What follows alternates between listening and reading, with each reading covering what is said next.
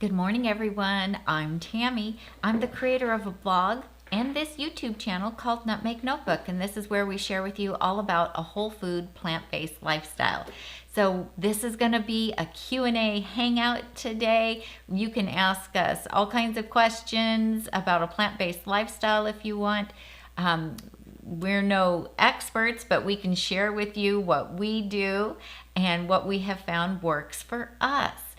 So my husband Tom is here. He'll be helping to moderate the chat, as well as our moderator Jessie. She's in the chat feed with you already. Oops. Notebook, and this is where we share all about whole food, plant-based lifestyle. Well, we got to have a mess up every week, or it just wouldn't be good. At least we have sound this week. The headphones are plugged in.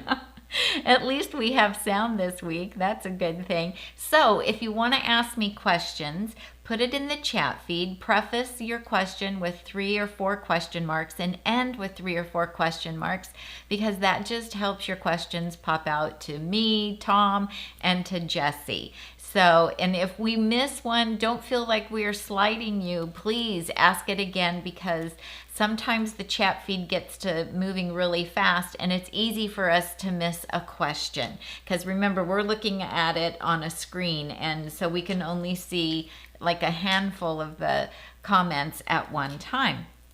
So one thing that I did want to talk about today is, I've been getting a lot of questions from people about how to get back on track and that kind of thing. And so I just wanted to point out that I feel like summer is one of the easiest times to eat whole food, plant-based, and to eat healthy. And if you want to lose weight or just improve your health, this is a really great time to do it. Why?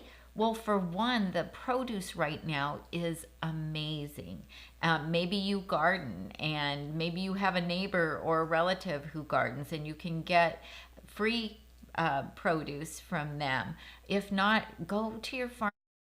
Even our local Whole Foods sells locally grown produce, which is amazing. We can get the most delicious organic peaches either at the farmer's market or at our Whole Foods, and they're locally grown and they're incredible.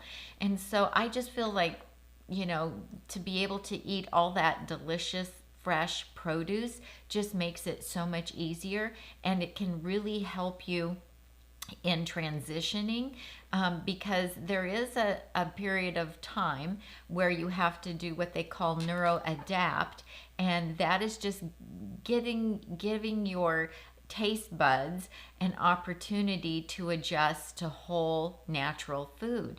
And it can take a while, especially if you're trying to cut out the oil, the sugar, and the salt, which we call SOS free, salt, oil, sugar.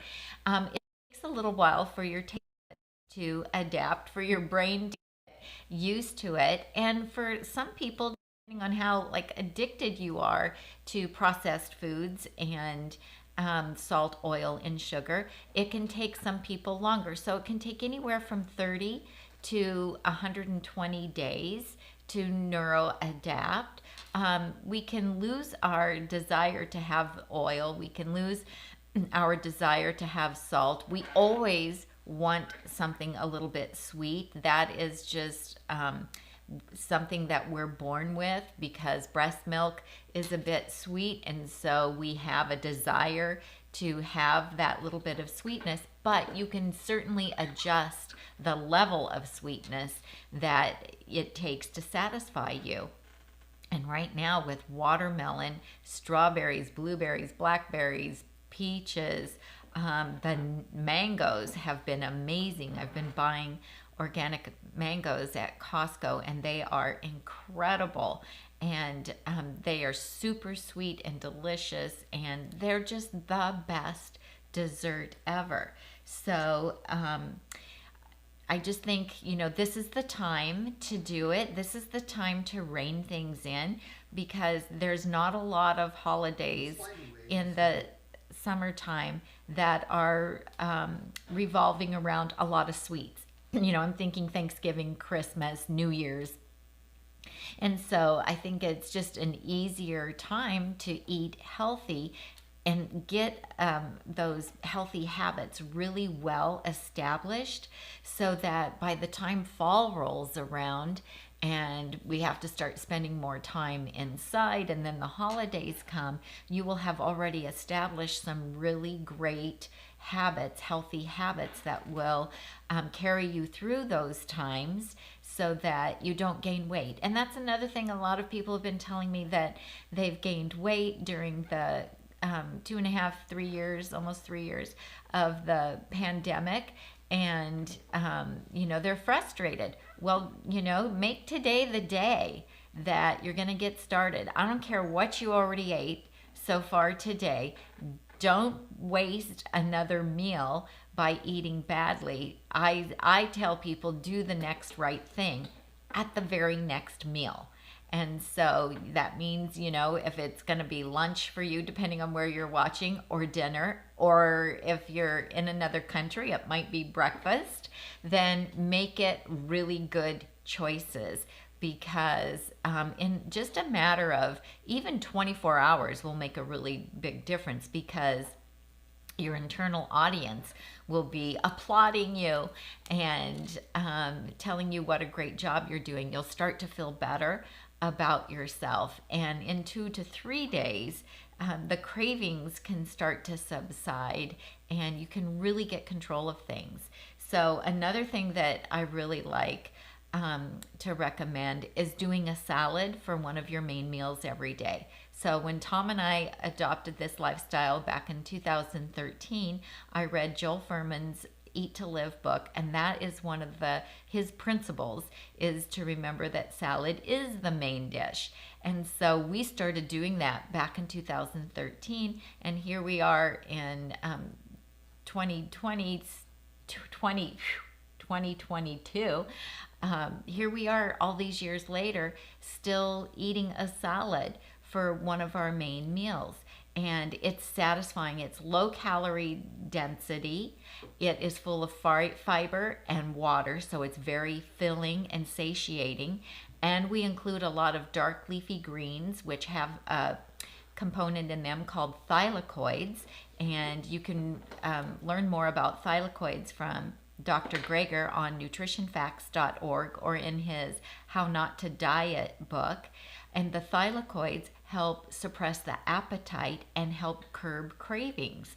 And so they also are extremely beneficial to your gut biome. So there is no downside to eating those. And in fact, they will help you control your appetite, your cravings. They'll make you feel full. They'll help your gut biome.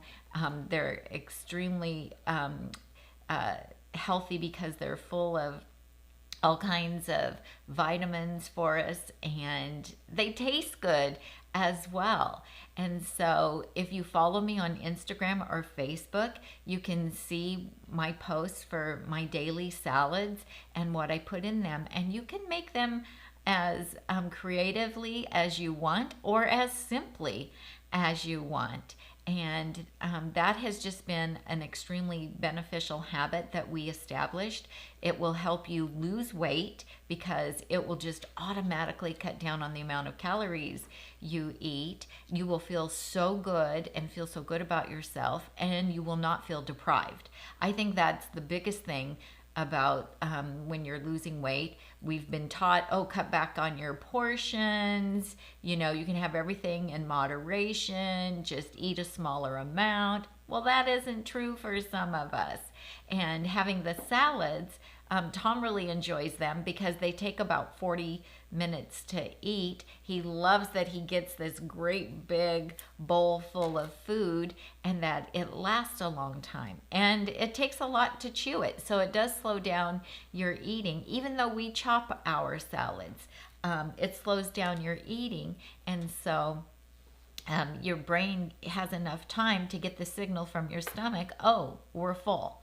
And so we've just found that to make a really big difference. If you eat a daily salad for one of your main meals, let me know in the chat. I would love to see who else has done that. So getting to your goal, whether it's a health goal, a weight goal, which really they're the same, and no matter what your goal is, health-wise or weight-wise. It's the same food plan that we all need to follow in order to accomplish that. It's whole food, plant-based, and SOS free, or as close to that as you can get. And we're not looking for perfection, you guys. You don't have to be 100% perfect every day. I'm not 100% perfect. Tom's not 100% perfect. We just strive for, as Dr. Esser says, we strive for excellence every day. And, some days, if you were grading them, A, B, C, D, some days we have, B days or C days, but most often we're having A days. And so it's what you do consistently that is going to have the biggest impact on your results. And so if you are only giving whole food plant-based a 50% chance, then you're only going to get 50% of the results. So I just feel sad when I see people posting on Facebook or Instagram that, I tried whole food plant-based and it really didn't work for me. Well, I would like to know exactly what were you doing? What were you eating? Because at True North Health Center, they never have anybody that fails there. Everybody who goes there has to eat whole food plant-based, SOS free. If they are water fasting, then when they get done water fasting, that's what they move to. If they go there and don't water fast, but they're just eating the program, everybody gets healthier, everybody loses weight. And so it does work if you're doing it right, which also makes me think, a friend of mine was sharing with me months ago that when her husband went in for his physical and the doctor was asking, well, what are you doing? And, you could lose a little bit of weight. And he was like, oh, doc, we got that handled. Yeah, we're eating really healthy. I'm eating baked potatoes and I'm eating salads. And she's like, so he thinks he's doing whole food plant-based, but he's piling sour cream and cheese on his baked potato. And he's using, regular oil dressing on his salad. And she's like, but in his mind, well, he's eating plant-based. He's doing great. And so she's like, some people think they're actually doing this, Tami, and they're not. And I thought, oh, that is a really good point. So, we do need to really educate ourselves to make sure that we're understanding what the best optimal diet is for optimal health and that we are executing it correctly as well. It's very easy to misunderstand something and to be overeating or to be eating too much of the wrong foods. So anyway, did you want to add anything to that? He's being quiet. And also this time of year, drink lots of water, you guys. Lots of water. We're having triple-digit weather here in Northern California. And oftentimes, if you're not staying hydrated, if you're becoming dehydrated, your body will give you like the signal for a craving. It really wants water, but you mistake it. I do this, mistake it for food. And so you eat instead of drinking. And so this is also a really good way to not snack and not give in to cravings, is have some water. So I have some freshly squeezed lemon juice in here. You could also do a little bit of apple cider vinegar. I do this in the morning. I do still drink my Beet Boost, but I have that later in the day because this doesn't break my intermittent fast because I don't eat until like noon. And so I just have water with lemon in the morning, and it's really refreshing. It hydrates me. If I think I'm hungry, oftentimes I'm just thirsty, so it satisfies that desire for something. And it's just a really great healthy habit to get into. So I'm going to check and see. I thought I saw some question marks go by.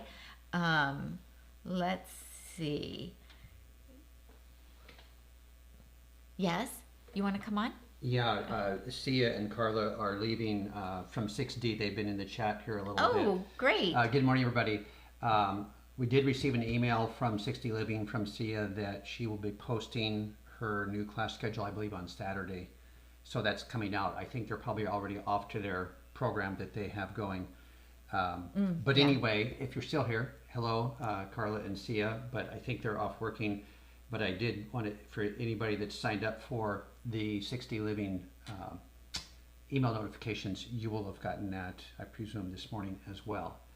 And there are a few questions that came up. Can I read? Mona says, Tami, thank you for the tip on the oil-free, fat-free hummus. I made it with fresh roasted peppers, back on the losing end of the weight. Yay! That is great news. Great news. So I do have, I think I have three or four hummus recipes on the blog. So check those out, you guys. And then Deb says, hi, what's the best price you've seen on your Breville? And thanks for teaching me so much. Well, first of all, you are welcome. And let's ask Tom. The Breville prices do fluctuate. And I talked a little bit about that. Was it here on YouTube last week or was it on the Amazon Live I'm thinking of? It was on the Amazon. Okay. Few different, we like our Breville BOV 900 BSS, that specific model, because of the size and the functions. So that's kind of the first thing to state on the Breville. The second thing is that the list price is $4.99. What I call, my words, the street price is $3.99.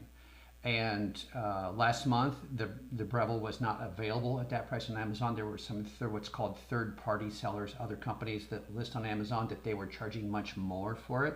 I never recommend to pay more than $500 for a device just because it's momentarily in a scarce supply. They did come in last week into Amazon. I noticed it, and so we did announce during our live show that they were in stock and available at $3.99. That I would call a fair street price. If you are fortunate enough to live in a town that has a Bed Bath & Beyond and you have their traditional 20% coupon for in-store, in-person, you walk in the door kinds of purchases, most Bed Bath & Beyonds have been honoring that coupon. It is not honored online. In the very, very fine print, you will find that the Breville is not participating in the online 20% off. We had questions from folks saying, well, at Bed Bath & Beyond it says it's not for use in store. We spoke to management at Bed Bath & Beyond.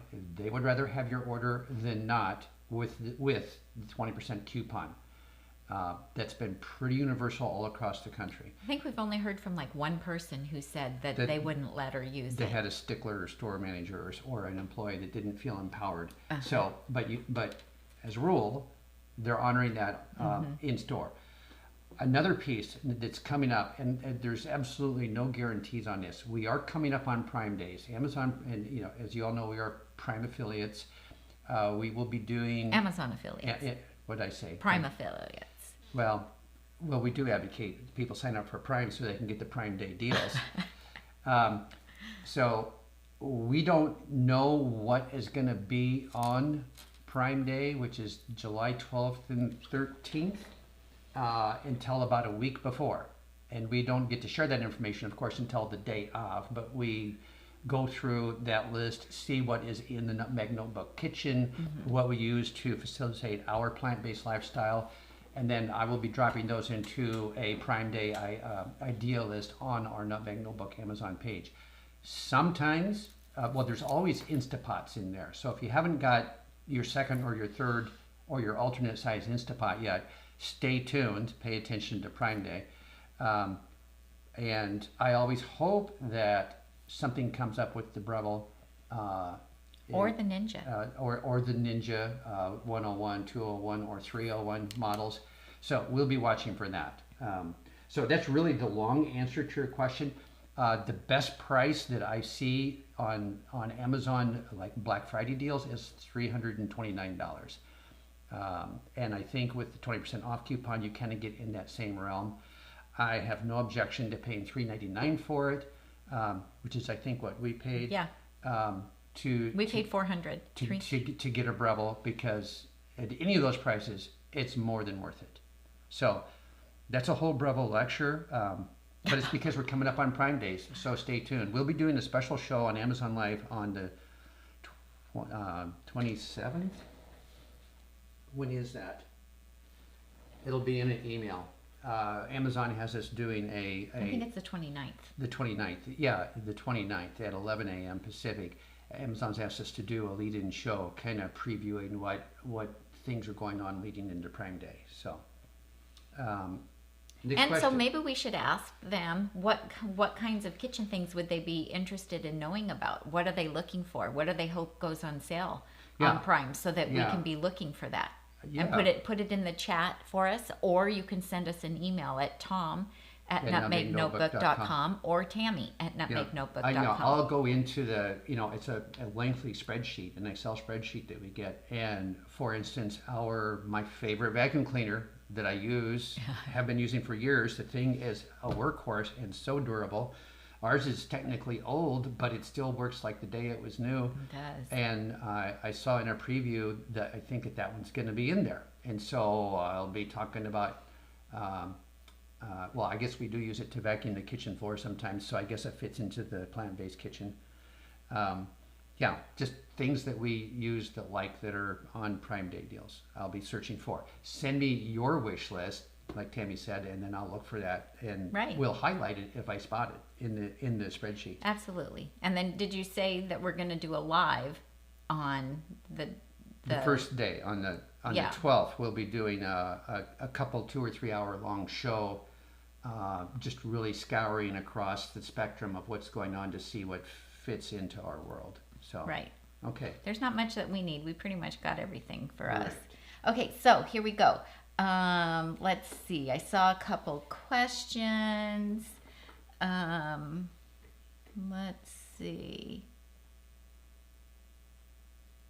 I know somebody asked. Tova says, I have a hard time giving up bread. Any ideas? So, bread's a tough one. I really loved bread. I was a big baker before I adopted this lifestyle.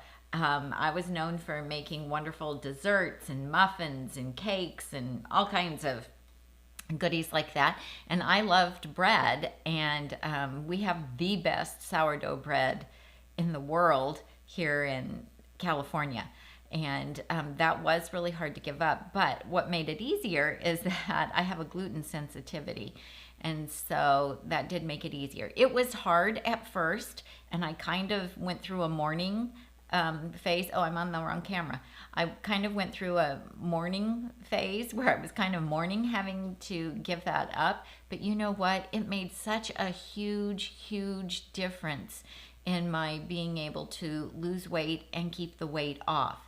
So, bread is very high calorie density, and for me, it just triggers me wanting to eat more. It's full of sodium. It, usually has fat in it. Not the sourdough, but traditional breads do. And, I just wasn't satisfied with 1 piece or 2 pieces. If you put a hot loaf of bread on the table at mealtime, everybody just completely devours it. It's a hard thing to stop eating. So what really helped me was being able to have potatoes. So what I would put on bread, then instead I can have that on a potato for the most part. I mean, of course not peanut butter and jelly, but I don't eat peanut butter and jelly anyway. So it's just too high calorie density for me. But hummus can go on a potato, and it tastes delicious.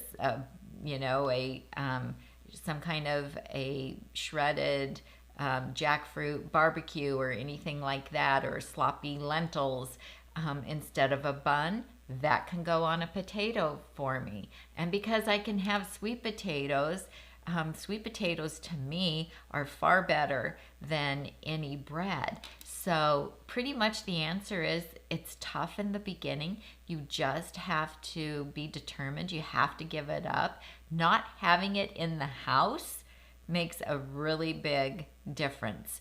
If you live in a home where there is going to be bread around, then I suggest that the bread is put in a cupboard or in a drawer in the refrigerator so that you don't see it.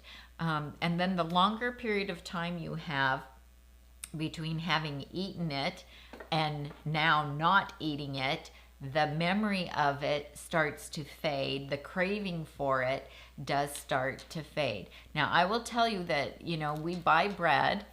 We keep a wheat bread in the house for our grandkids.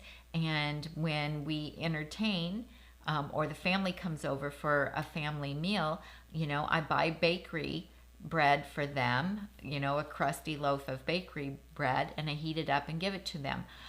Sometimes it really makes me want bread, but I don't eat it. And so, having the gluten sensitivity, I know that if I eat it, that I'm going to suffer, and that helps me. And I just don't want to trigger the craving for it as well. I have tried some of the gluten-free breads, but they're loaded with sodium, and they really just don't taste that great. And I've made a few that I have recipes that I've found online to make like buckwheat bread and some other things, and I just haven't been crazy about them. So just stick with it. Yeah, Tom.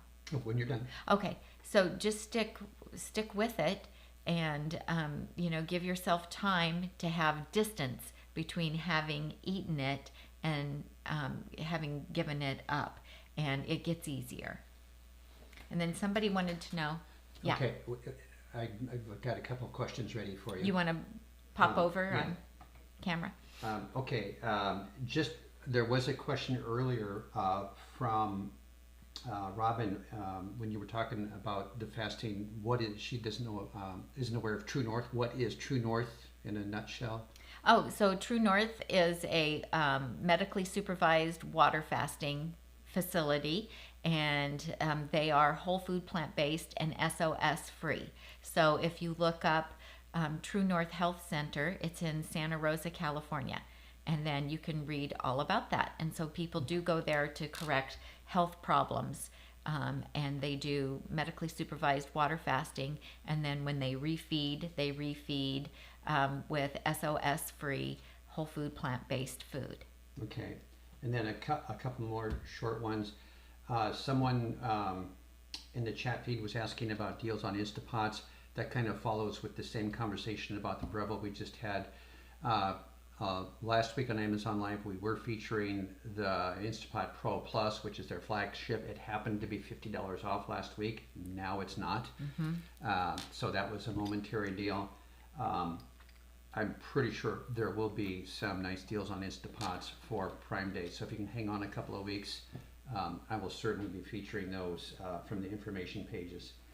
And MDEV, the Breville is listed in our nutmegnotebook/shop/nutmegnotebook. No, I didn't say that right. Amazon.com.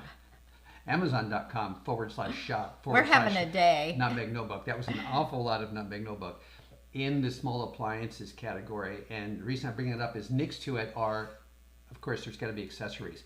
There's the oven. There's the bamboo cutting board heat shield that we use that goes on top. There's the barbecue mesh mats that we talk about in any of our Breville oven videos.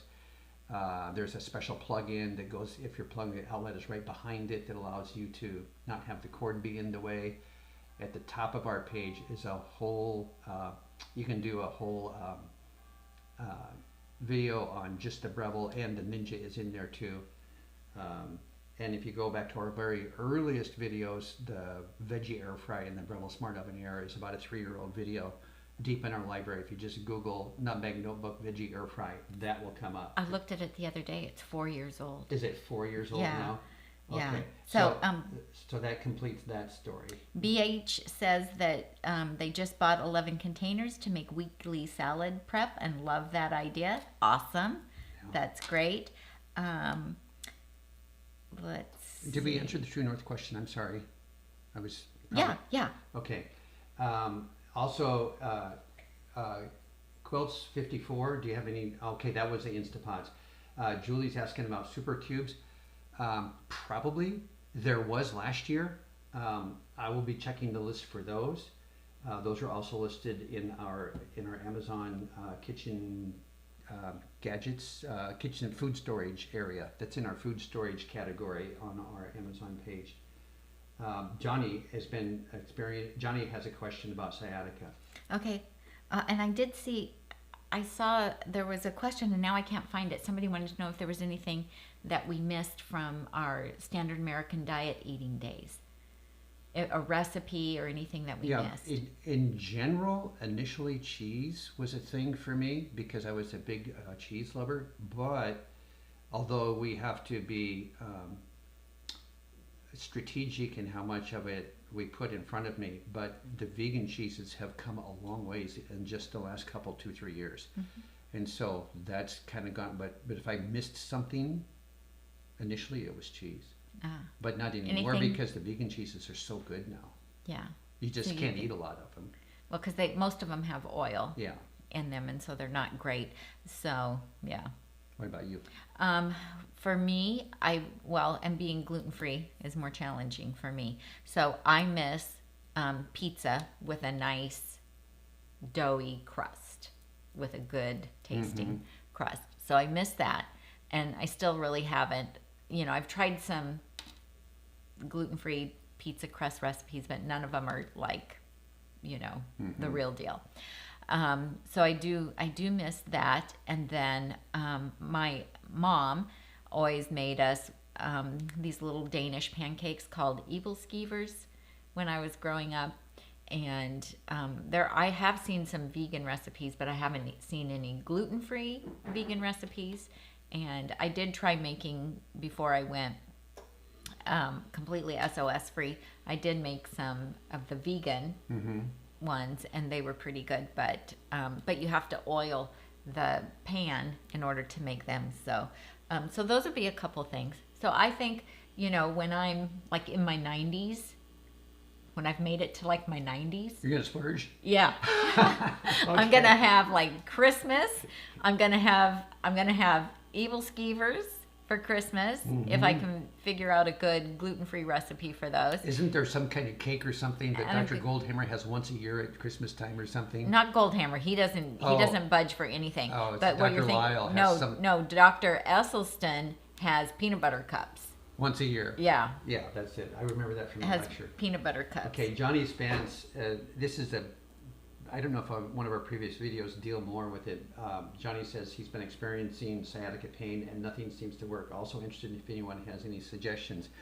That's a huge conversation. Okay. That spans months of all kinds of therapies. So yeah. So I will tell you this. So my mom, and our daughter and myself, we all suffer from sciatic nerve issues. So our daughter and myself, we both have scoliosis, which is curvature of the spine, and we were undiagnosed as youth. She was just recently diagnosed with it. She's in her 30s, and I think I was I in my 40s? I think I was in my 40s when I was finally diagnosed with it. So that definitely plays a part in it for us.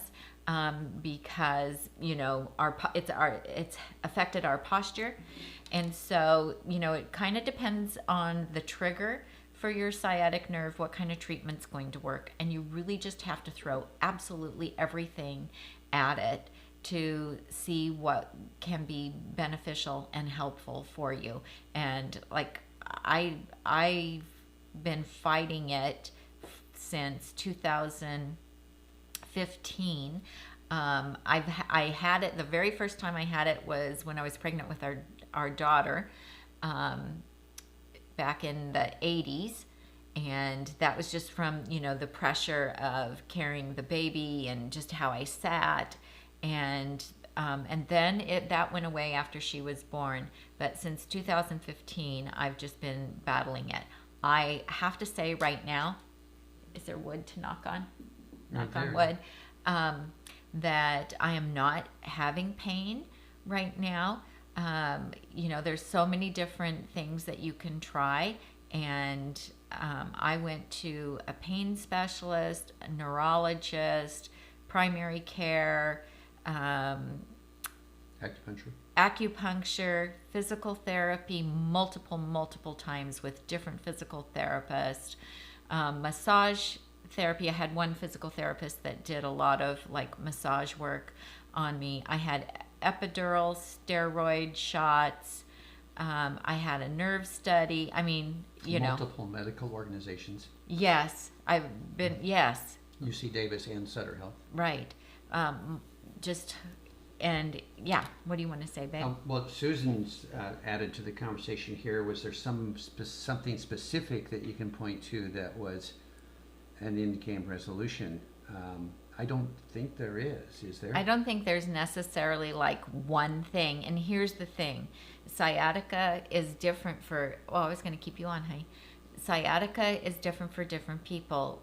When I have it, what's really painful for me is sitting down and lying down.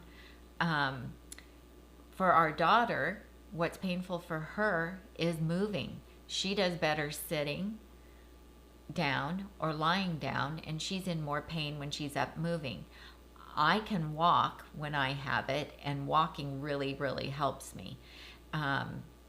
So it's different, it's different for everyone. And in talking to people who've suffered from sciatic nerve pain, what helps people is it's so individual and so different for everyone. So, getting some massage, going in the spa. For a while, I drank celery juice every day. I felt like that helped with inflammation. Anything that you can do to help with inflammation. Beet Boost, I drink Beet Boost every day. I started doing that when I really started having terrible pain. I really feel like it helps with the inflammation. So eating our diet, the anti-inflammatory diet, I've done all kinds of different medications. Naproxen helped with inflammation, but it does a lot of damage to your gut taking those medications. But you have to do something. Oh, what else did I do? I was on for 10 days. I was on gabapentin. No, not gab. I tried gabapentin and that didn't work for me. I tried antidepressants and those didn't work for me. Did you try Cloud9? No. What was that I took? I took it for 10 days, and it affects your sleep and your appetite. I can't think of it. A prednisone. Mm-hmm. I did 10 days of prednisone.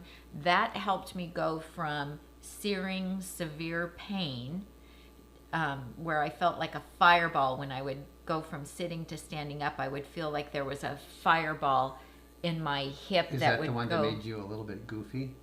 No, that was the gabapentin. That was the gabapentin. The gabapentin affected my ability to think of words and my speech. And, so I was like, I got to go off this because I couldn't stand that. Yeah, that was interesting. But the prednisone helped me go from severe pain where I couldn't even sleep in bed. I slept in a sleeping bag on the floor for like 4 months, and helped me go from severe pain, like a 9, like I was going out of my mind, to maybe like a 5. Mm-hmm.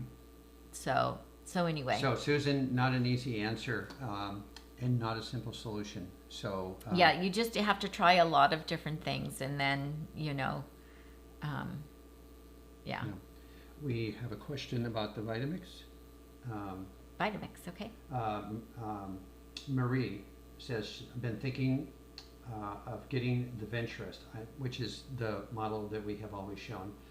I already have a VitaMix, but the self-detect ones in the food processor isn't attractive because my food processor is showing its age. It costs a lot.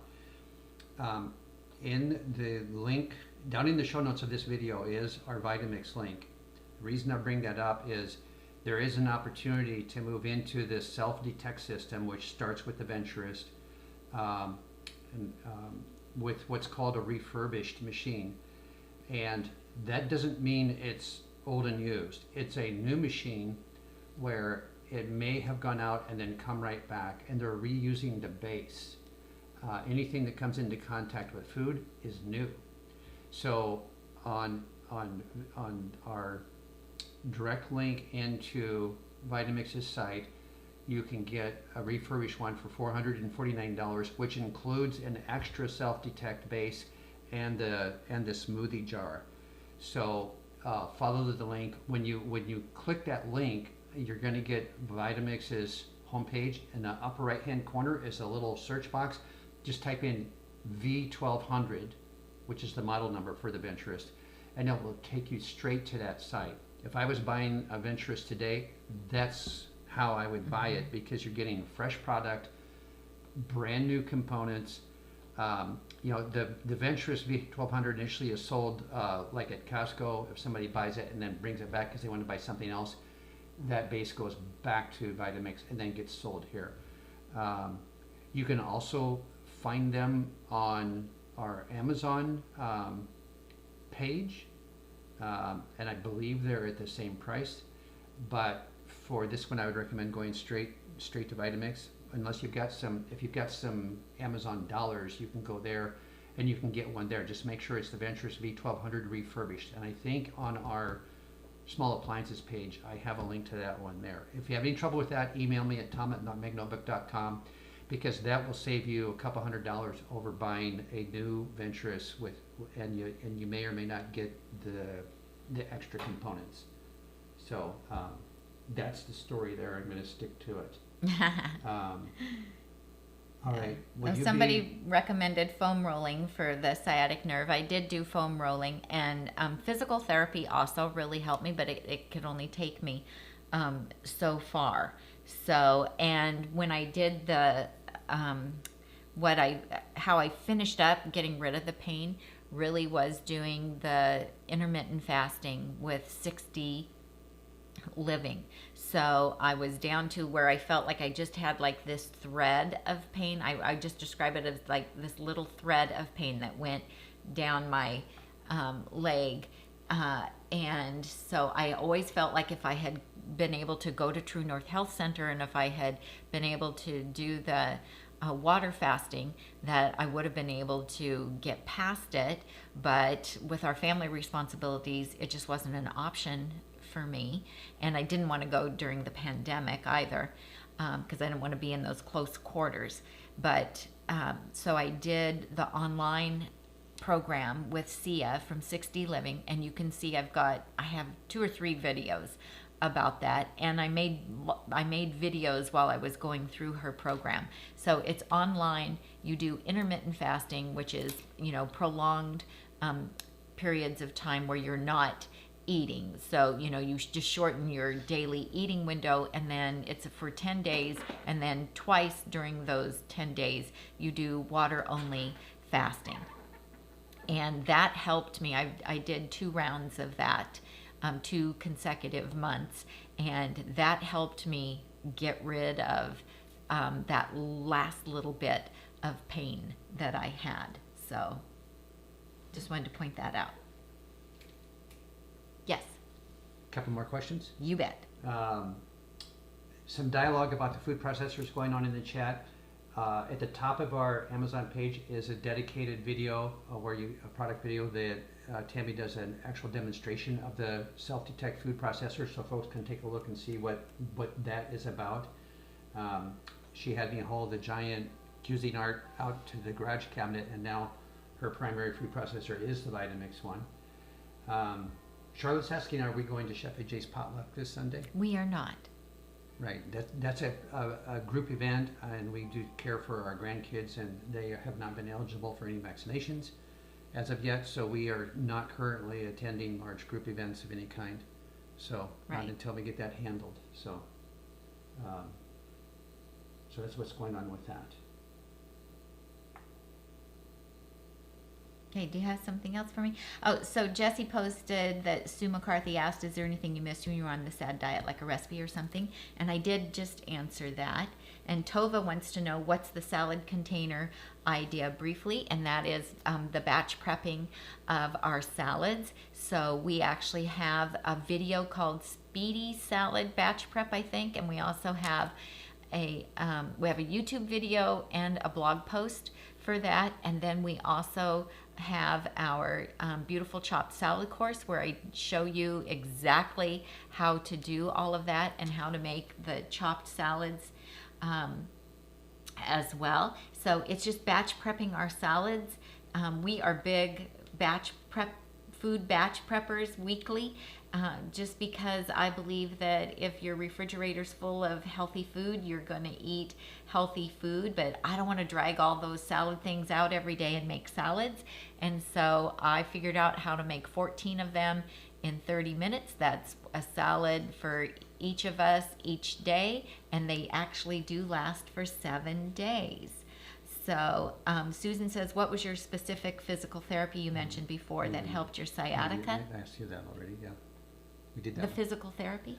Oh, physical therapy? No. Okay. I did multiple different kinds of physical therapy with multiple different therapists. And then I also saw a team of chiropractors that are in our area that do an alternative therapy. They don't really do like manipulation of moving your bones. It was a lot of teaching me how to do breath work and trying to redirect the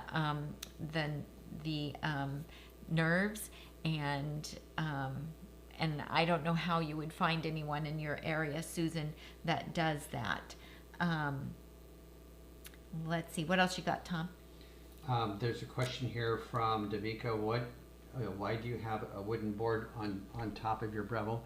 That is Breville's bamboo cutting board that is manufactured specifically in terms of engineering and size to fit on top of that particular model of Breville.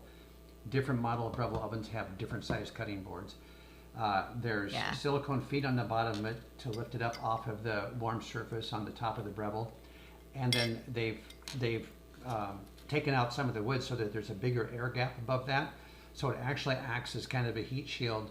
It's up off of the metal of the oven, but it allows us, when we pull racks out of the oven, to just hot racks, to pull them out and put them up on top, because often we're putting another rack right in. So that's a very handy accessory to have. You could lift it off of there and chop veggies on it. Wouldn't be my preferred use for that. Maybe if you're in a kitchen where you've got your Breville on some kind of a stand, and then that would be at counter height, that would make sense. But we kind of use it as a wooden trivet, sides matched to the top of our Breville. It is made by Breville. It is made to manage the heat that comes off of the Breville. And when we're not using the Breville, we keep a bowl of tomatoes up there, or whatever else needs a place to park temporarily. So. And if you have somebody in your life who's a woodworker, we do know some people who have made their own, and that could work too, as long as you use some kind of silicone foot to raise the wood up off of it, so you don't like dry out your glue or something. So. Good question. Marzi says, "Why is that VitaMix better than the other ones?" Why is that VitaMix better than the other ones? Why is that? Oh, it does say why. Why is that VitaMix better than the other ones? The conversation about the VitaMix is there's quite a number of, I'll call, standard models, right? Yeah. And then more recently they came out with the Venturist and the Ascent series. The Ascent series is fancier, you could say it's prettier or sleeker design, has more functions, more buttons, more programs. We just got an Ascent model A3500. We haven't learned all of the ins and outs of it yet. We're still needing to educate ourselves on that. The Venturist V1200 we've had for several years, and that's the first model that gets you into the self-detect thing. There's some microchip going on, communication, so that when you, for instance, put the food processor on top of it and you hit the go button, it knows to run at food processor speed. It will only run at food processor speed when there's the food processor attachment on it. When you put the extra little self-detect hub on there to blend some seeds or nuts in the little is it a 1 cup jar? Yeah. It knows what size is on there, and it's not going to let you, go into like make hot soup mode when that device is on there.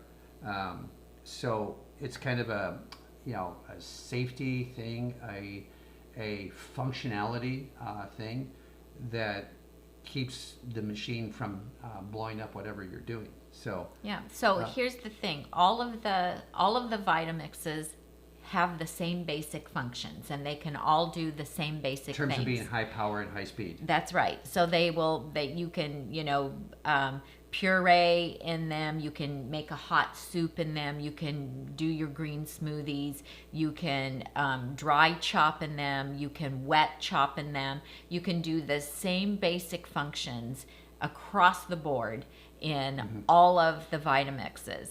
So the difference between the Venturist and the Ascent to all the others that they offer is the self-detect that Tom was talking about, which allows you now to use the new food processor attachment, or the new stainless steel carafe, or the stainless steel carafe, or the little chopping. And so that's the difference. Is the new self-detect has new technology to be able to use the new accessories that they've come out with. So yeah, because you have to manage the speed of you have to be able to manage the control system and have the control system talk to the device. Yeah. So anyway, but a lot of people are still using 20-year-old Vitamixes, and they just don't die. And so that's the great thing. But they have evolved with the new technology and the microchips and everything to be able to use it differently and increase its functionality by being able to use that base as a base for the food processor, for the blender, for different types of blending jars. Thomas is here from California, Volsonic. He says, "Hey, hi. Thomas." He says you're a kitchen gadget master. Well, I don't know about that, but we love our kitchen stuff.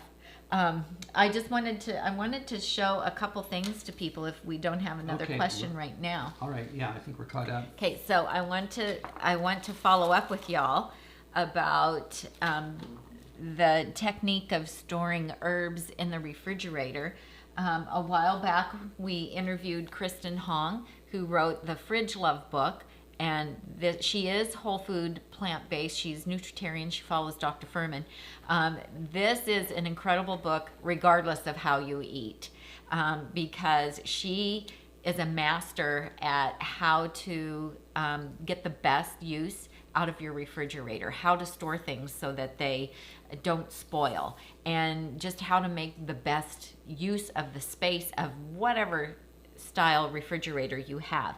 And one of the techniques that she teaches in there is to store certain herbs in a jar of water with a little bag over the top of them, and it kind of creates like a little terrarium inside your refrigerator.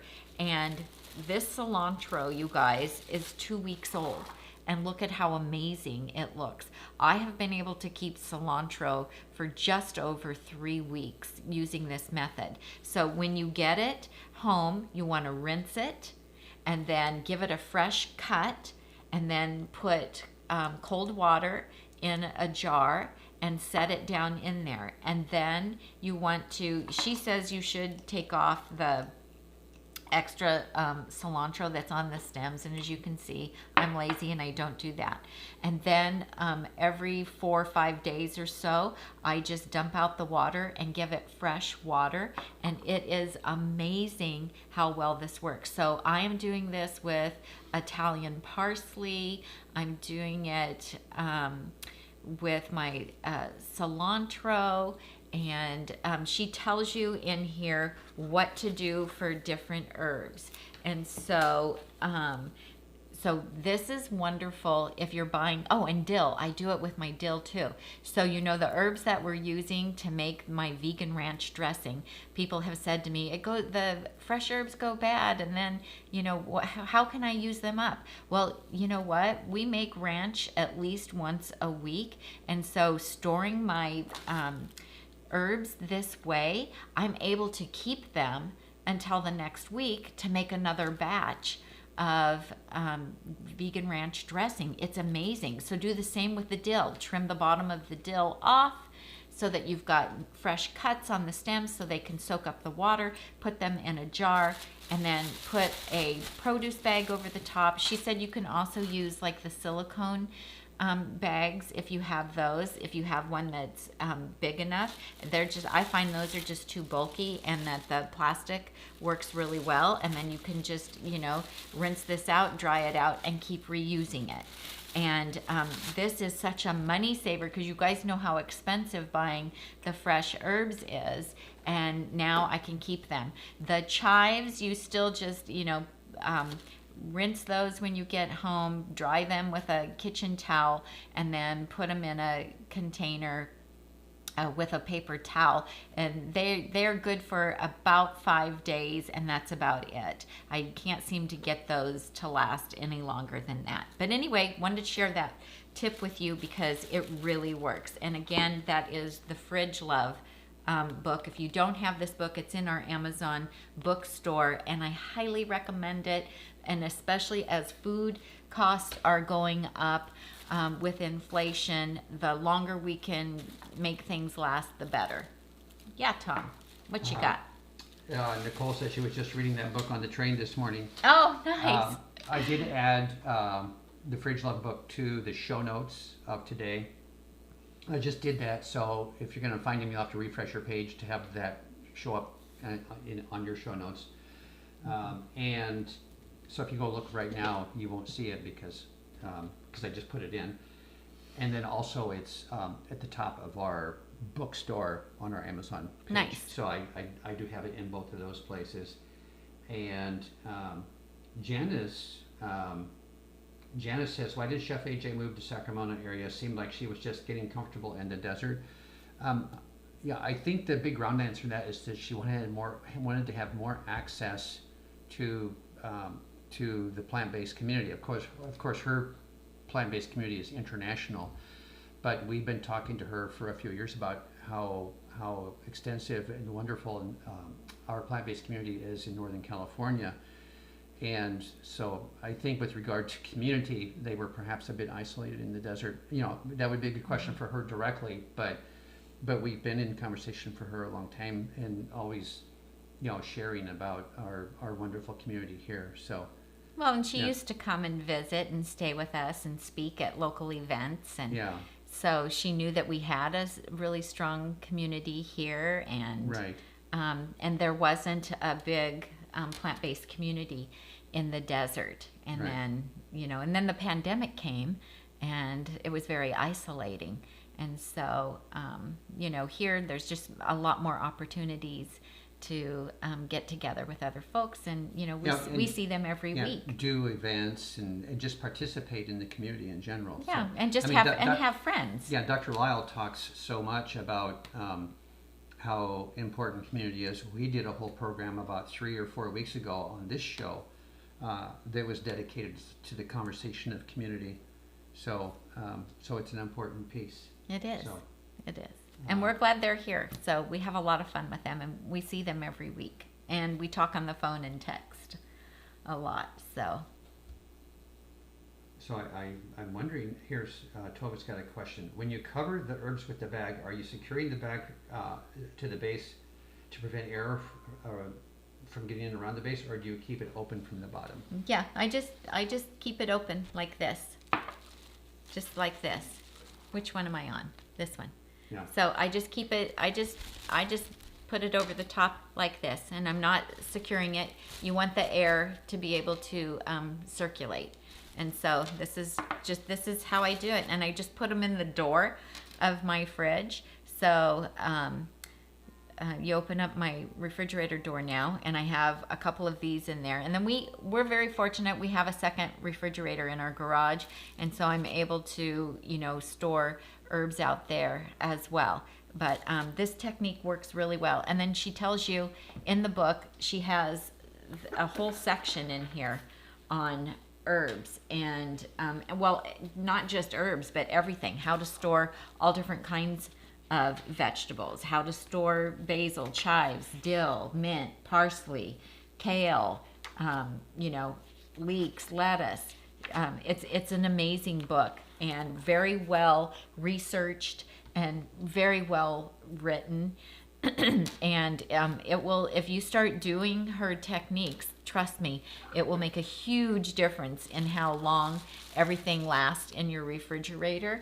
And you'll figure out where to put things in your refrigerator so that everything lasts longer. Margie's commenting about green bags. There's green bags that you could use for that as well. Does she cover that in the book at all? I don't think she's used the green bags. I think when we had her on, somebody asked her about those green bags, and I don't think she uses the Debbie Myers. She hasn't used the Debbie Myers green bags. So here's the thing: try it and see how it works. So I used to use those bags as well. So I know what you're talking about. They're made to help your produce last longer. Okay. So, and I've tried like the different containers that are sold. I bought a set, I think it was at Costco one time, that was supposed to help your produce last longer, and I didn't think that they worked. They would tell you where to put the berries, and they had little trays in the bottom of them so that air could circulate and that kind of thing, but I never felt like those really worked. So okay, a couple things. Remember, if you have things that you are wondering, things that are on your wish list that you are wondering if they're going to be involved in Prime Days, please send an email to tom@nutmegnotebook.com, and I will specifically look for those in the spreadsheets. Did you talk about those guys not yet. Okay. All right, because I also wanted to talk about the question we got about accessing our platforms. Okay. But that looks good. These are so good. You didn't have any last night. Is that my mid-morning snack? It could be. Okay. It's a sweet treat though. I don't know if you want sweet then. But All anyway, right. I just wanted to show you guys. These are the peanut butter chocolate chip blondies recipe, and I know they're so good. One is missing. I know, that's why I had it last night. But you didn't eat dinner till almost like 8 o'clock, so. So she didn't offer me. Well, I didn't want you eating dessert. Well, it took you till like 9 o'clock to finish your salad. What? So anyway, I wanted to tell them, let me tell my story. I wanted to tell you that the recipe calls for banana, and a lot of people say, I don't like banana, or my kids are allergic to banana, or I'm allergic to banana. So yesterday when I made these, I used half a cup of applesauce instead of half a cup of mashed banana, and they turned out perfect. So that was a great substitute. And these are the sugar-free chocolate chips from Trader Joe's. They're just made from cacao, and these are absolutely delicious. And this smells good. This uses the powder. You can smell them, huh? Yum yum. The powdered peanut butter, and they freeze really well. So I cut it into eighths. I like to make them in the round pan because then you get this really nice pie-shaped piece, and I just think it's like so attractive.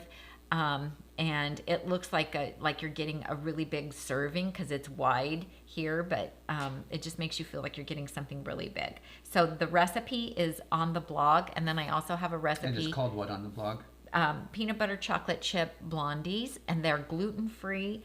They don't have any added sugar. I use dates. There's a video to too. Sweeten them. There is a video, and then there's the peanut butter ice cream made with bananas to go on top, and then a chocolate sauce. 3 videos. And so, yeah, there's 3 videos. They're in a series that kind of do the whole gamut, yeah. But this will make you not miss bread because you can have this instead of a piece of bread, and this is far tastier. And technically, this is healthy. Well, this has beans in it and oats, and so it has calories, but not a ton of calories. And sweet potato.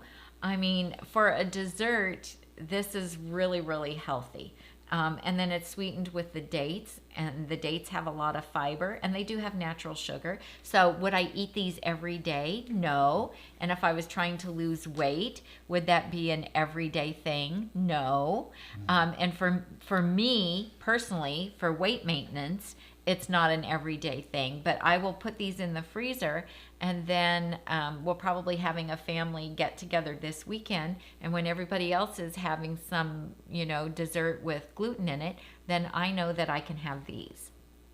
So, Nice. so if you haven't tried these guys, you've got to try them. They're so delicious. Okay. We had a question. We had an email. You were holding back on those. We had a question this week about our Facebook platform. And so it kind of lends to the conversation of what are our platforms, what do you access where? So I mentioned to Tami we should probably cover that a little bit. The Nutmeg Notebook Facebook page, Tami posts to, and then folks can comment on that. It's not a group or or a membership thing. It's simply the Nutmeg Notebook Facebook page. You can click follow on that, and then you will get notified and when Tami makes a post, and you can comment on that post. You will also see, if you're visiting there for the first time and haven't subscribed to the blog, www.nutmegnotebook.com, Facebook will show you a subscribe form, and I think this maybe is what can cause some confusion. When you subscribe on that form on Facebook, you're subscribing to the blog notifications email list. And so when Tami does do a new blog post or puts up a new recipe, you will get an electronic notification that that has happened. Then you can go to the blog and view it. So, and that's kind of a new thing. Facebook just started making that available, where we can invite folks to subscribe to the blog in Facebook. And then so that covers Facebook. It's not a group. You don't have to subscribe to it. You can just click on the like, and then you'll get notifications. Instagram, you're doing a couple different things on Instagram. I'm doing reels and posts on Instagram. So and then I'm still learning. You view those by whatever little thing you push down at the bottom. If you click the little movie thing, then it takes you. Then you can watch the movies. Well, you can follow me on Instagram as well as Nutmeg Notebook, and so you just click on follow on there, and that way supposedly my new posts are supposed to show up in your news feed. So whether you do a post, a reel, or a story, folks will get notified. I don't know that they get notified of a story. I think you have to tap on my picture.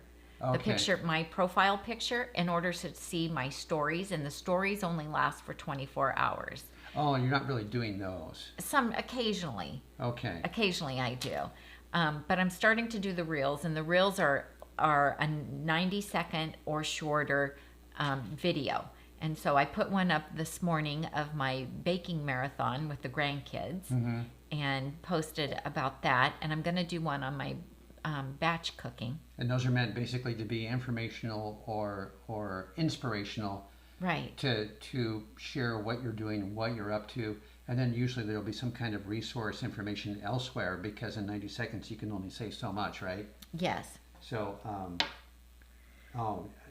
so we'll come back to the dish, so that is a good platform because it gets a quick word out in an engaging way, and then kind of like, here, this is what's up, come learn more. And it's a library too. So if you go to my account, if you go to Nutmeg Notebook on Instagram and click on it, then you can see, all the little thumbnails of different stuff. And I always give a description, or if it's a recipe, I usually link to it. So are there ever like just static pictures with yes. Okay. So you're doing the. Yeah, except that the problem with Instagram is they're moving away from just still photos. They want to be more like TikTok. And so they're encouraging all of the people there to make reels and to do lives there because they're competing with YouTube and TikTok. If somebody sees a reel, then how do they access the information of the text about what that reel is about? Yeah, you have to tap underneath the video. You'll see like ... or it might say more, and you have to tap on that to be able to read the whole description. Yeah. She posted one this morning, and I could see the little video, but it's like, well, where's the information? Where do I, what if I want to read more about this? What do I do? And she says, we got to tap on it. So I work with YouTube a lot. I don't work with Instagram a lot. So I'm still trying to decide, like, should we stay on there or should we just focus more on YouTube? In terms of outreach, science has proven that Instagram Reels have great outreach. We're always trying to reach new community members. So I think it's just so time consuming, especially making the reels. And how many folks are residing on the Instagram platform? Like 20,000? No, I have like 14,000. 14,000. Facebook is like 20,000. Yeah. And then on YouTube right now we've got 42,000+. So we're not planning on expanding into TikTok or into. I did get a TikTok account. Well, because folks are encouraging. Some folks are encouraging us to expand into TikTok, which is awful lot. But then I looked at it and I was like intimidated. Okay. And then I thought, when would I have time? Yeah. When would I have? And then people want a private or a group Facebook page, and I don't have time to moderate. Yeah. Another social media. Yeah. Platform. We're not against having a Nutmeg Notebook group page. We just don't have the bandwidth to support a Nutmeg Notebook forum Facebook page. Right. We also are looking at what's called a Discord server. So if any of you folks are techie folks, I have actually created a Nutmeg Notebook Discord server, but I haven't invited anybody to join it yet. And that basically works like the old classic, what'd you call them, forums, where people could just post stuff. Mm-hmm. Message boards. Yeah. Is it kind of like a message board? It's a traditional message board, and I have figured out the technology of how to set that up. And if I then sent an invitation out to our email list, then we could have thousands of people on the message board, and they can carry on. And can you post photos there and that kind of thing too, or no? I don't know. I don't know that. Okay. Because people like to be able to share. Right. A picture of this or that, something they bought or something they made. I'd like people to share their salad creations. Well, yeah. Well, we did that for a while on Facebook. Yeah. We let everybody post their chopped salads. As a comment? I would do it once a week. I would post a chopped salad like on Saturdays.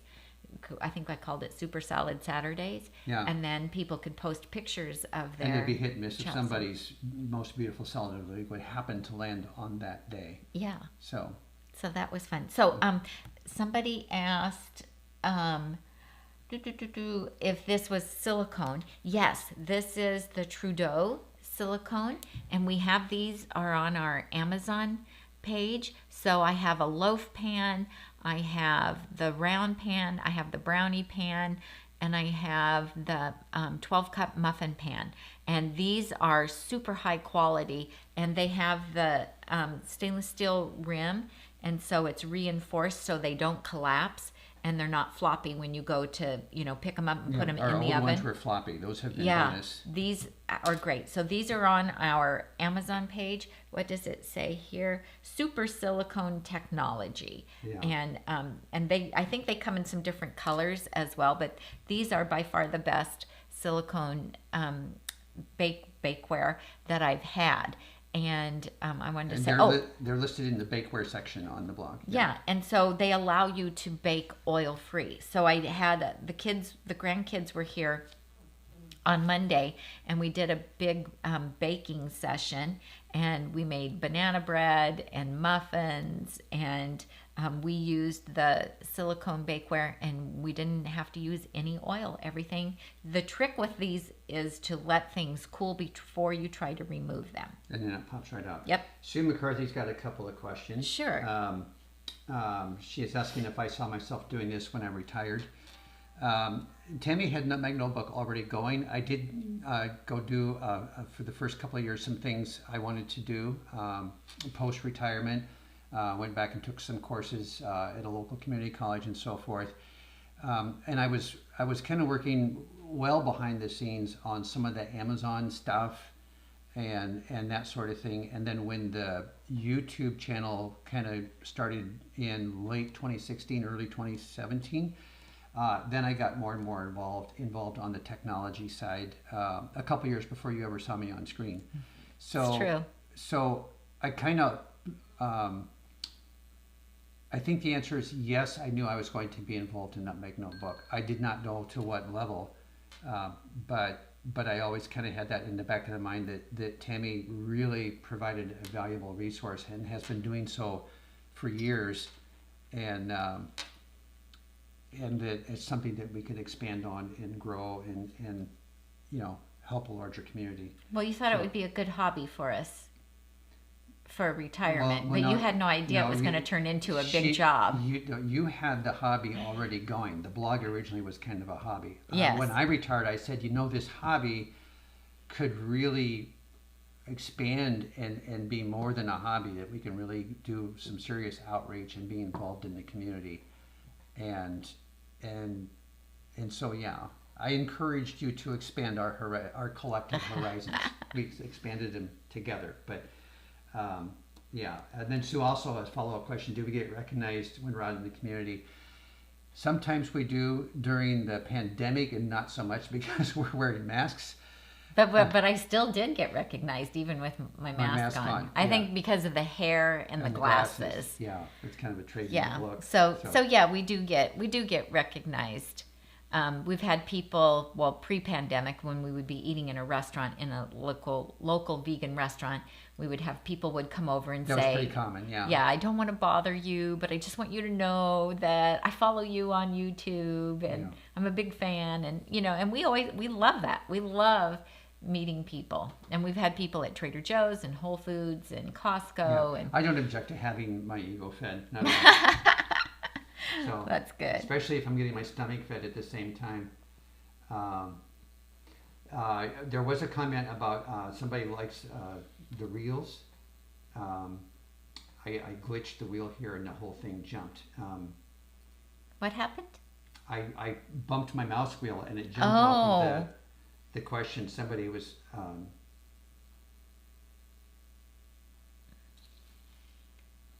and I lost the question. Sorry. Have you, this is from Marie, have you discovered that you need to bake longer in the silicone? I find the texture of some items more gummy.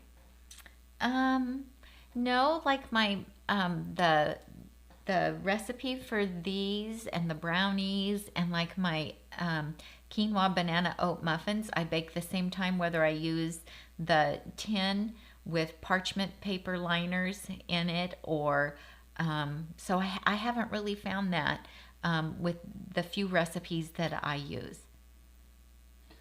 I think scientifically a silicone may work as a little bit of an insulator. Now, when you're using the metal pan with the parchment, you're also having that parchment serve as a little bit of an insulator. Yeah. So I see where it might be a little extra time if you're using silicone and you were previously using a straight metal pan, because metal conducts heat, especially if it's aluminum, very readily. Copper and aluminum are very conductive. Iron is conductive, but a little less so. That's why they sandwich iron in stainless steel pots. They'll sandwich a disc of iron at the bottom of the pan to more evenly distribute heat across the base of the pan, because iron spreads it out, where straight copper, straight aluminum would make hot spots that would come right through. Of course, we don't want to cook with aluminum anymore anyway. That was my mom's set of pots and pans. So one thing that can contribute to gumminess is, because we're making things that are gluten-free. And so I did learn from Chef AJ that if you use, a quarter to a half a cup of millet that you grind up, or I like to use quinoa, It needs to be the pre-washed quinoa or quinoa flakes, and add that to, baked goods like this. Whoops, sorry. That does help reduce the gumminess that you get when you're cooking, just like with oats or oat flour. Just there's something about that little combination of the different grains that helps it keep from being gummy.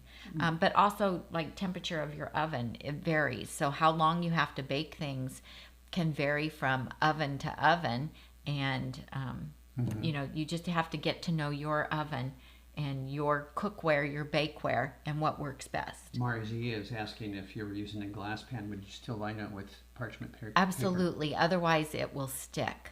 Okay. And I wouldn't just line just the bottom. I would want the sides to be lined too. So. Okay, Cheryl likes watching YouTube and Amazon more so than the quick reels. Oh, Jesse said crying happy face hobby. Yeah. I like what Cheryl says.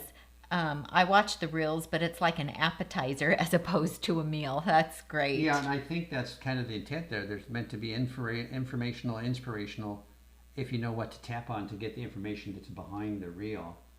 Yeah.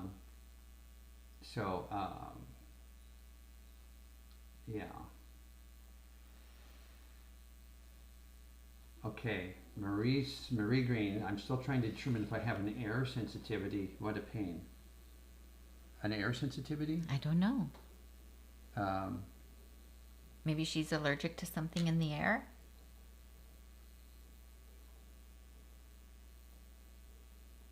Okay.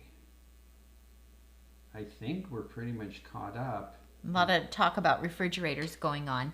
So we have the French door refrigerator here behind me, and it has the freezer on the bottom.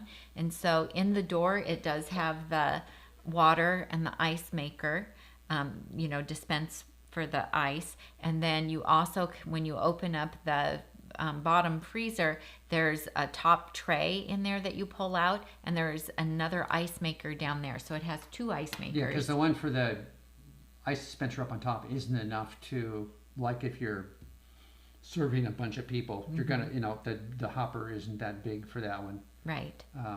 And so when we have company, we're getting down into the big one, and because the kids all like ice in their drinks. And then we have another one very similar to this in our garage. For us, we like this style the best. Before, I did have a side-by-side, and I didn't like the side-by-side at all. I thought the refrigerator space was just really small. It was hard to find anything in my freezer. However, Kristen from Fridge Love, she actually does love a side-by-side. She has 3 different refrigerators, and she likes all of them for different reasons. And so she talks about that in the book and how to get the most out of whatever kind. She said people always ask her, what style of refrigerator is your favorite? And she's like, I can't pick, because there's certain aspects of each style that she really likes. But she also shows you, like, I could have been making better use of the freezer space that I had, with her tips and tricks. Yeah. So, just like, what's your favorite frying pan? Well, you have 3 different frying pans used for 3 different reasons. Right. Yeah. Yeah. So. Interesting. Or sauteing pans. I guess you don't fry anything. I don't fry anything. Yeah. Tammy wants to know, do you eat white potatoes or pasta? Yeah, I love Yukon Gold potatoes. And Tom likes the little new potatoes. And so, yeah, we'll eat those. We don't eat white pasta. We don't have pasta very often. I was never big on pasta. And of course, I'm gluten-free. So I will sometimes use one of the gluten-free pastas, a lentil pasta, a bean pasta, or a rice pasta, or one that's, rice and corn and, I don't know, millet or something. So occasionally I will buy those, and I'll make something. It's a big treat for Tom if I make a dish with pasta. And actually, Reeves and Dylan on their, I think it's on their YouTube channel, they have a pasta dish that you make in the Instant Pot, or was that in their one of their free downloads? I can't remember where the recipe is right now, but it's from Well Your World, and you really like that one, that pasta in the Instant Pot. Mm-hmm. You like that dish? Yeah, that was good. Yeah. So once in a while, I will make something, but I'm not a big. I never was a big pasta eater, and we find that it's not as filling. We don't eat it very often because when it is here, I am a big pasta eater, and the problem with being a big pasta eater is I like to eat big in one serving or two servings, big servings of pasta. So we tend to not have it around a lot because I seem to have a well, you have to eat so much of it to feel satisfied. Yeah. And then you're never, and it's a fast eat. It doesn't take a lot of chewing. Yeah. Even so the you pretty much bean-based have to ones. have a salad with it. So Yes. Oh, Marie has come back to us. She's not allergic to air. Okay. It could be problematic if you were allergic to air. That could be a really big problem. It's oats. Okay. It's a typo. Yeah, and a lot of people do have an oat sensitivity. So it's tough because we use oats for a lot of different things. Now, I will tell you that when we were doing our our in-person weight loss classes, and they would go for 4 weeks, and everybody would come on Saturday, and I would make a meal and feed everybody.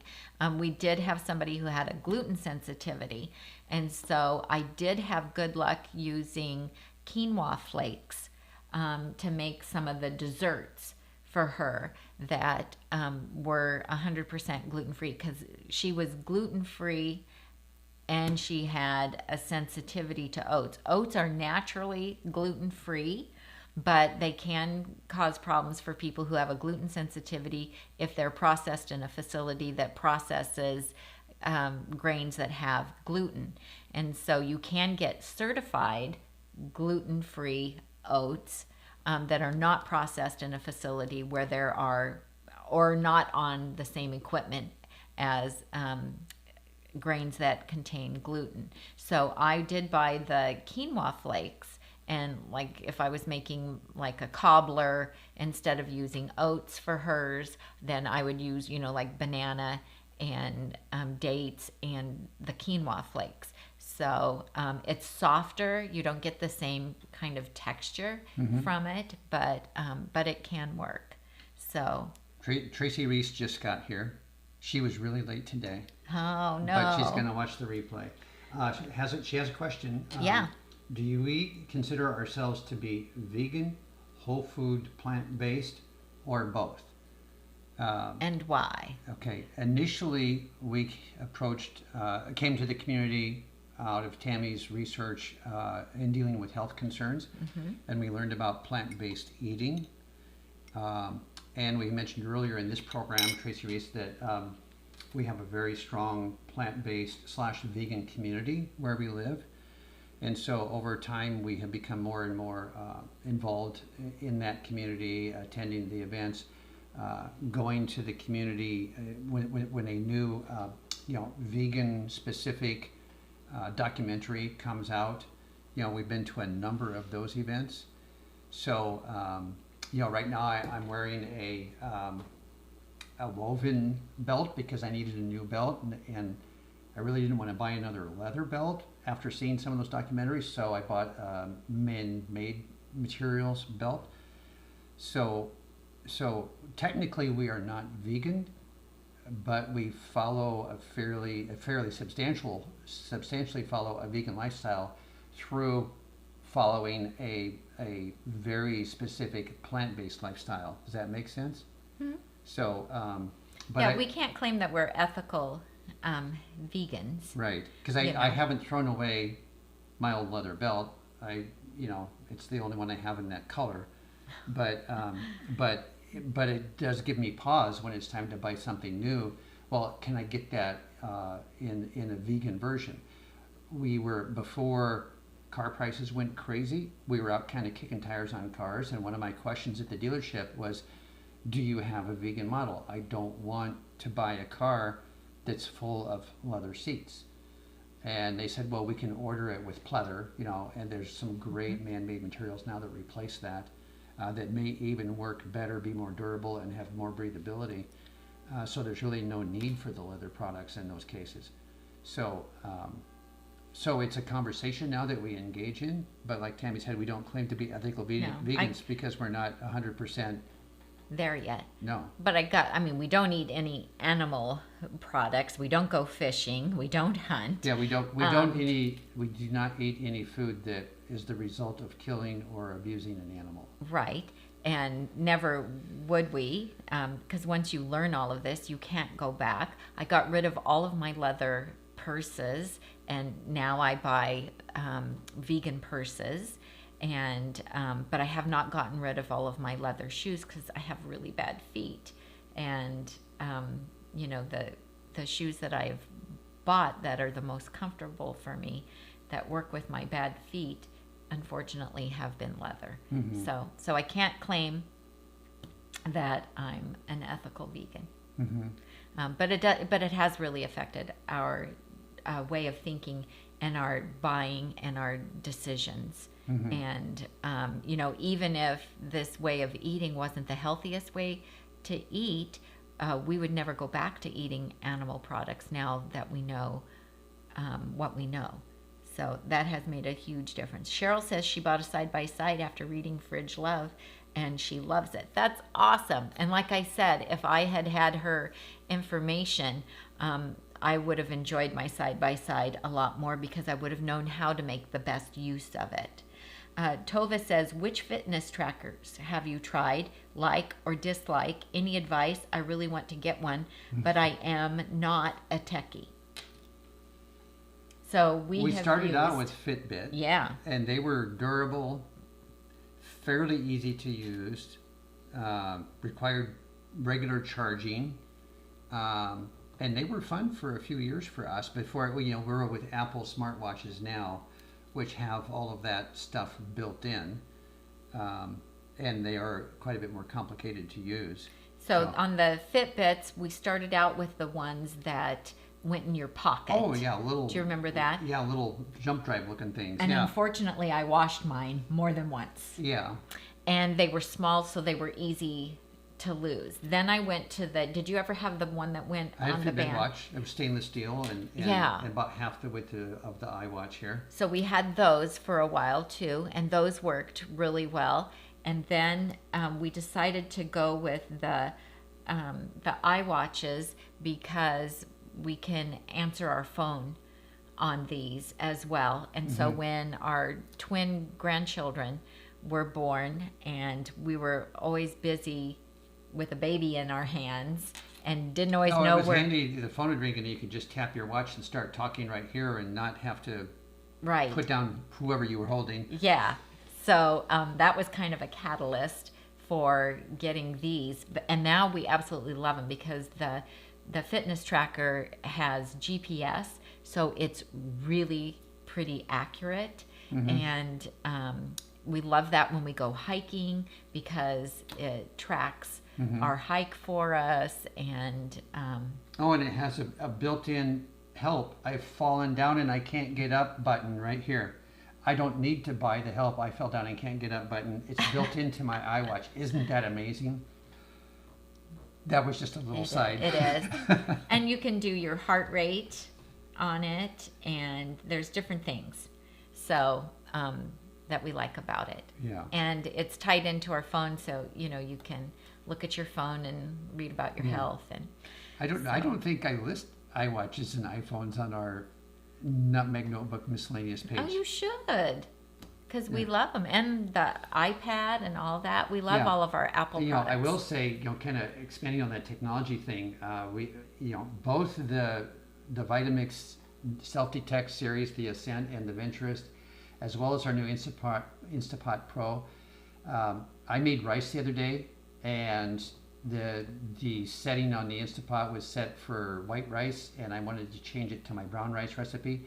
So I grabbed my phone and I click on the Instapot icon and I click on rice and I put my time for my prescribed for brown rice 15 minutes on high pressure and pulse release, and got perfect rice because I programmed my Instapot Pro Plus with my iPhone app.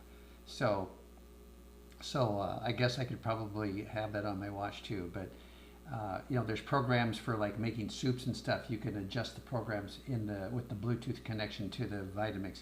We've not explored that because we are pretty happy with the buttons and knobs we have right on the front. It is but anyway, true. yeah, it's always expanding. So Jessie says that she finds good vegan shoe options online at Zappos. So thank you for that. I will check that out. I've had some vegan boots and things over the years that I've liked. It's just my feet are just so bad. Charlotte's saying that guessing that we've been to Vegan Plate on Douglas Boulevard. We have been there. They're kind of on the other, relatively speaking, they're on the other side of town for us. We will often frequent vegan pho in Rockland, or Zest Cafe in Rockland, or Nectar Cafe in Auburn. We recently went down to Northgate Boulevard, which was an outing. It was to go for a little drive to what was the name of the Buddhist? The Himalaya vegan cafe, I think. Himalaya Vegan Cafe on or Northgate vegan Boulevard. Restaurant. Maybe Yeah. that's what he calls it. That's in North Sacramento, and that go to their website. There was an amazing food there. If you call the day before, you can get oil-free there. At Vegan Plate, they do have, the last time we ate there we went for Al and Esther's 5-year anniversary for being vegan. And, Plantiversary. yeah, and it was, they had made up a buffet for our group, so. It was after Delta and before Omicron. It was in between. In between. So that was one gathering we did go to. Everybody had been vaccinated and whatnot, and we thought at that moment that the pandemic was going to be over or was over. But right. I think we've only, since they've been open several years, we've only been there like 3 times. Yeah. And you had some kind of soup. We did try they do have an oil-free menu. We had the fresh spring rolls, and those were good. And but the menu's probably changed a lot since we were there. It probably has. So I can't recommend anything because it was special stuff that they made that time that we went. These other restaurants I mentioned, we've been doing takeout during the pandemic, where we order in advance and then I mask up and run in and pick it up and get out. So that's what's going on with that. Yeah. Okay, we're about out of time, Miss Tami. Okay, we've got grandkids coming again today, so we got to figure out what we're gonna do with them to keep them busy because it's so hot here. All right, so we've got things going on next week, so we're gonna have to take a look at the schedule. If we're gonna be on next week, it'll be in an email, but I'm not sure. That's on Thursday, the 30th. Our Amazon thing is on the 29th, and then the vaccines are on the 28th. And you have a haircut at noon. We stop reading my schedule to everybody. She's really busy, so maybe we'll be on next week. Okay. Yeah, that stuff. We're going to be past that other stuff. Okay. All right. We might be on. Okay. We'll try to, because we really enjoy being here with you guys. We appreciate you showing up. And we appreciate you asking questions and engaging. And if you want to let us know what you would be interested in on Prime, then Tom can research and see what's going to be coming up for that, and we can keep you posted about that. So email Tom at nutmegnotebook.com and let him know what you might be interested in if there was a sale on something kitchen-ish. And if you are traveling today and going to the NHA conference, have a great time. Look for Randy and Tiffany, our moderators from Nutmeg Notebook, because they are traveling today and will be there. I did put the link for that in the show notes. Okay, so if you want to watch it virtually, you can purchase the virtual package. You don't have to be available to watch everything live. You will have access to the replays for 1 year, so you'll be able to catch up on everything. Tom and I will try to pop in and see what we can. I know they're doing, there's going to be a VitaMix demonstration today. Yeah, to kind of, Michelle from VitaMix is going to be there today, and we work with her. And so that will be really informative, I'm sure. I've watched a lot of her videos, and she does such a great job. She knows everything there is to know about VitaMix. I have learned so much from watching her videos. And so you will be able to start watching that today. So Jessie says, please hit the like button if you've enjoyed your time here. Yes, please hit the like button, and share about us in your Facebook groups. If you're in any plant-based Facebook groups, please let everybody know that we exist, and send them to our YouTube channel. And if you have a topic that you would like us to cover, we're kind of taking a casual approach this summer with our lives, just because we have so much that we're trying to get caught up on here at home. And then I don't have to do a lot of prep. We can just pop on and enjoy visiting with you all. And I've actually really enjoyed. Yeah, we want to cover your subjects. And if you have a subject you want to make sure we cover, please do email it to Tami@nutmegnotebook.com. Yeah. And copy me, Tom@nutmegnotebook.com, if you wish. And then we'll be sure to interject a segment on that in the next show. So absolutely. And Jessie, thank you for being here with us today and helping us moderate. Oh, that's right, because Tiffany will be on her way to the Tiffany's conference. on her way. Yeah. And so is Randy. And so thank you for being here. We couldn't do this without you. It's just been a wonderful time. Yeah. Remember to watch your email if you're signed up for 60living.com. If you want to learn more about that, go to 60living.com. She will be opening up registrations, if I understood the email correctly, not until Saturday. Yeah, and there's, for the online book club and the online intermittent fasting program. Yeah, she is managing the intermittent fasting program, and then Carla's going to be managing the book club. Oh, is she? That's what I understood. Yeah, it's in the email. Okay. I haven't gotten to read the email yet. I guess. I think you were in the shower when it came in. So. Okay. Great. Okay. All right. All right. Well, we will. You look lovely today, by the way. Well, thank you, darling. So do you. She's been reading about layering necklaces, and so I see that you're I'm trying layering. it. I'm trying it. How's that? This is a fashion thing right now. Layering. She's so fashionable. She is. I watched some YouTube videos about it, about the right way to do the layered necklace technique. I layered my shirts this morning. I have a T-shirt on underneath, and it's color matched to be complementary to the shades in my shirt, because I am a fashion trendsetter. I do like, this is one of my favorite shirts. I'm a fashion trend sinner. A trend sinner? Fashion trend sinner. Fashion trend setter. No. You are too funny. Maybe you are. Okay. All right. Well, that's it for us. Thank you, Jessie, for being here. Thank you, everyone, for showing up. And please check out Nutmeg Notebook on Facebook and Instagram and see what we've been eating. I've been posting a lot there. I'm Tammy. And I'm Tom. And we help you get healthy and stay healthy. One meal at a time. See you next week. Bye. Bye.